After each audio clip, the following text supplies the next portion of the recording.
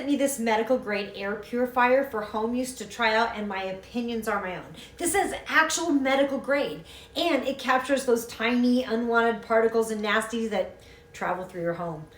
My favorite feature is their washable pre-filter. And now it does have a HEPA filter as well, but with the washable pre-filter, that means not having to replace the HEPA filter as often as you would with other air purifiers. You should replace the HEPA filter every 6 months and more often for spaces with heavy smell traffic.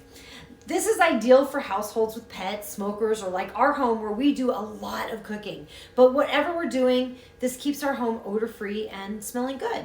Also, it's safe to use because it has no ozone traces. Plus, it looks great. You know, it's got a great design, looks nice, doesn't take up a ton of space, and it's not super loud. So I'm gonna play one for you. This is one. I mean, you can barely hear that air filter on one, so it doesn't have a lot of noise pollution. When you go up to the higher levels, it gets a little louder. So here's 2. So this is what the 2 sounds like. This is level 2. Again, 3 settings on this. So you can kind of hear it. It's a little loud. And 3 for if you want to really like go for it and clean that air.